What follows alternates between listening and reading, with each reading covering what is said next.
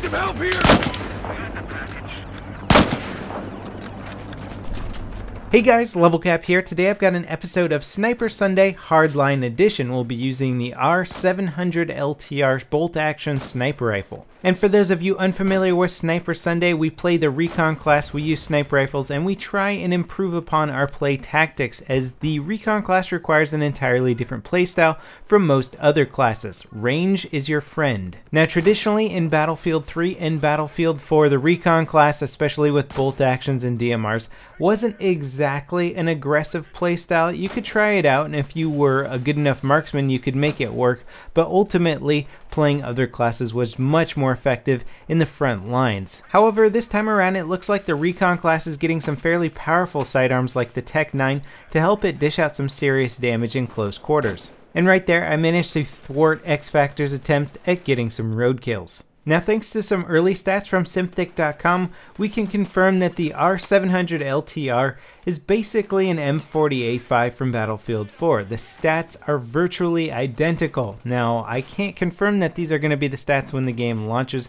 A lot could change. We are still quite away from the full retail launch of this game, and I'm sure that there's going to be a lot of weapon balancing done in the meantime. But as far as the beta of this game goes, if you're familiar with the M40A5, the rather slow bullet velocity but the higher rate of fire bolt-action sniper rifle, then you will probably do pretty well with this weapon. Unfortunately, the slower bullet velocity is going to make this a difficult bolt-action rifle to use for hitting targets that are far away and in motion. If you're shooting at somebody stationary, just make sure you aim enough above that target's head, as there's going to be a little bit more bullet drop with this bolt-action sniper rifle than most of them. Right now I'm setting up my laser trip mines, which are honestly one of the Recons, and I should be saying specialist, but one of the specialist classes best gadgets. You get 2 of them now. They work very much like claymores, except they're quicker to deploy and you can put them on just about any surface. So rather than looking on the ground for claymores, you now got to look all around the environment for laser trip mines,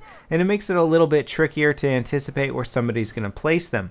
However, there is a laser that comes off of them, so just keep your eyes peeled for that bright red laser, and hopefully you will spot it before it takes you out. Now, one nice thing about the high tension map is that it provides a lot of long range targets for the specialist class, and that is really what you want when you're playing this class, because in close quarters you're always going to be at that disadvantage. Take advantage of your class, use it at the range that it's intended for, keep maximum distance whenever possible. 2 main things that have changed about this class since previous Battlefield games is that you no longer have access to C4, so if you're planning on blowing up some heavy vehicles with the Recon class, you can forget about it. And one of the other main things is the lack of a spawn beacon, which has been very key to the Recon class for a long time now. Now personally, I'm really missing my C4. I like having something to deal with heavy vehicles, and I think most classes should have something to try and take out heavily armored targets.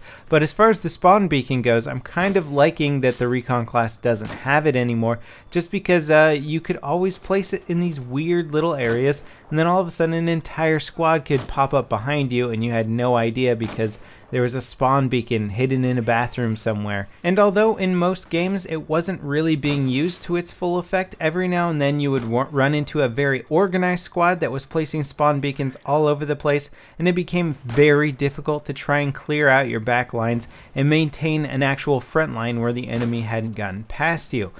Without spawn beacons now, you have a much more strategic element of gameplay, much less random spawning behind you and around you, and just more predictable flanking patterns, which personally I like. One of the interesting new gadgets that I tried to use effectively with the Recon class is called a decoy, and basically you throw down a little radio in one part of the map and it creates false radar images of your teammates so that the enemy tries to hunt them down. Now, the ideal use of this is to place it in an area where you are not, and then set yourself up in a position to shoot players that come in to investigate.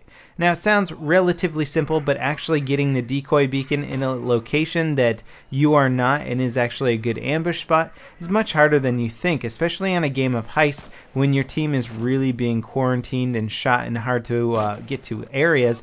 Then it gets very difficult to actually move forward and place a decoy beacon in an exposed area and then back up to take a shot. Unfortunately, Battlefield Hardline is so fast-paced that it doesn't really give you time to set up elaborate booby traps.